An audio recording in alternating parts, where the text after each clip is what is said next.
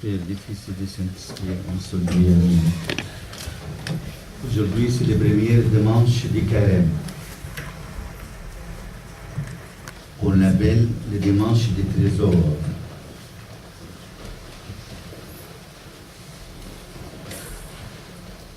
Il y a 7 dimanches. Aujourd'hui, c'est le dimanche du trésor.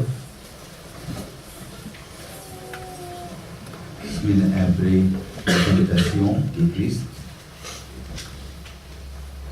Troisième dimanche, c'est le Fils de Dieu. Quatrième, c'est la Samaritaine. Cinquième, c'est le paralytique. Sixième, c'est l'aveugle. Septième, le rameau. Et après Pâques. Aujourd'hui, on va parler un peu de l'argent. On parle beaucoup de ces sujets. Chaque fois, on entend la parole de Dieu. Quand on entend ces paroles, on ne trouve pas du mot à dire après. Il n'y a pas d'explication. C'était clair et net. Qu'est-ce qu'il a dit, le Christ? Nous ne pouvons pas adorer Dieu et l'argent. Mais le plus important, c'est l'amour de l'argent. C'est ça qu'on va parler. Ce n'est pas l'argent. L'argent, c'est un moyen. Mais c'est l'amour de l'argent qui est la racine de tous les péchés. Et comme il a dit Saint Paul, il a dit, car la racine de tous les maux, c'est l'amour de l'argent. Pour s'y être les vrais, certains se sont égarés loin de la foi et se sont transversés l'âme des tourments sans nombre. Parce que l'amour de l'argent amène à beaucoup de choses. Amène à l'exploitation, amène à l'injustice, amène au vol, amène à la cupidité, amène à la le mensonge, les meurtres, quelquefois, et l'adulation. Et quand on met l'argent comme un but dans notre vie, là on met un grand obstacle entre nous et le royaume de Dieu.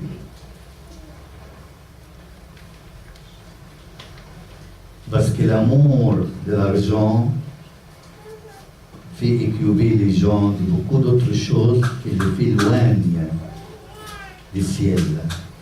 Nous avons tous l'histoire de l'homme riche qui n'avance pas et avoir du plus. Et le Christ lui dit, insensé, aujourd'hui je prends ton âme. Alors, comment nous, chrétiens, doivent se traiter avec l'argent? L'attitude des chrétiens d'argent, c'est quoi? 2 choses. La première chose, bien utiliser l'argent. Bien utiliser l'argent. Et pendant tous les services du Christ, il nous a montré, comme aujourd'hui dans la Bible, il nous a montré l'utilité de l'argent si on l'utilise dans le chemin du royaume de Dieu. Et comme il a dit Saint Clément d'Alexandrie, il a dit que les riches est riche, pas par l'argent, mais par les vertus qui l'amènent au royaume de Dieu. Alors, les bonnes utilisations de l'argent en faisant des biens, les biens attachent notre cœur au ciel. Comme on a entendu aujourd'hui, où est ton trésor, là sera aussi ton cœur. Et Saint Agathon, il dit, si tu veux bien la ligne du ciel, laisse la richesse de ces bas mondes. Et le Christ a mis une condition pour entrer au royaume de Dieu. Une condition, ne pas parler des autres. Comme nous savons tous, dans la Bible, dans le Saint-Évangile, Matthieu 25. C'est l'œuvre de charité. C'est une condition pour entrer au royaume de Dieu. J'avais faim, vous m'avez donné à manger. J'avais soif, vous m'avez donné à boire. J'étais étranger et vous m'avez fait habiter chez vous. J'étais prisonnier ou malade et vous m'avez visité.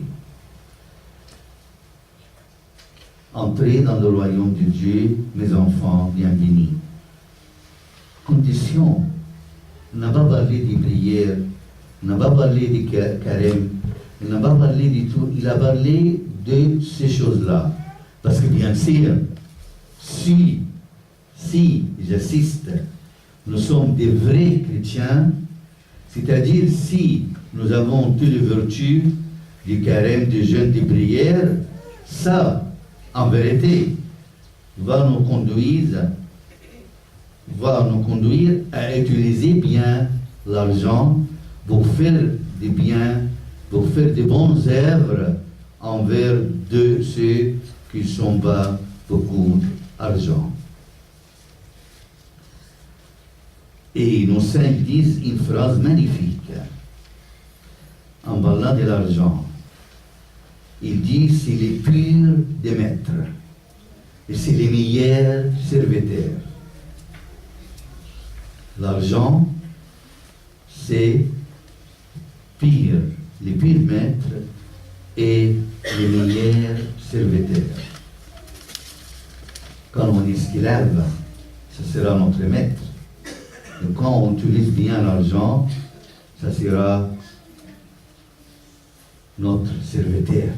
On nous sert l'argent. Alors, comment gagner? La deuxième chose, bien utiliser l'argent. Deuxième chose, comment on gagne l'argent, cet argent-là? Ce n'est pas assez de bien utiliser l'argent, mais il faut que cet argent est gagné par des méthodes saines et honnêtes. Ainsi, l'Église incite ses enfants à travailler honnêtement. Parce qu'il y a des gens qui croient que l'Église n'aime pas l'argent. On n'aime pas la thésaurisation de l'argent. Mais on n'aime pas l'amour de l'argent. Mais nous devons travailler. Et Saint Paul, il dit, quand on parle de lui, Saint Paul, il dit, quand vous savez bien comment il faut nous imiter. Nous n'avons pas eu une vie désordonnée parmi vous. Nous nous sommes fait donner par personne les pains que nous mangions.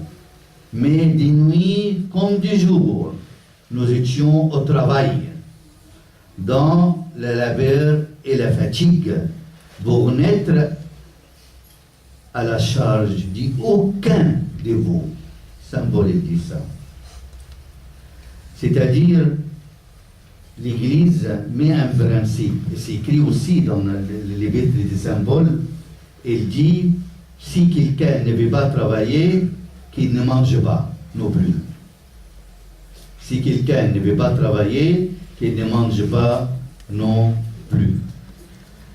Et le travail chez un chrétien, c'est un travail actif, sérieux et dans le honnêtement. Et comme il dit Saint Arsène, il a dit quelque chose. Saint Arsène était très riche, d'une famille très riche. Après sa mort, on lui dit, vous avez un héritage. Il a refusé, un héritage, grand héritage. Il a dit, comment un mort peut hériter à notre mort? Parce qu'il s'est considéré qu'il est mort de ses veilles de la vie de ce bas monde. il a refusé tout l'argent de son héritage. Alors la méditation des premières semaines, pour nous tous, suit le commandement et le conseil des Seigneurs aujourd'hui, en gagnant et utilisant l'argent de bonne utilisation et abandonne, si nous sommes encore esclaves, nous devons abandonner complètement l'amour de l'argent et utiliser cet argent-là en bonnes œuvres envers ceux qui ont besoin. À lui la gloire éternellement. Amen.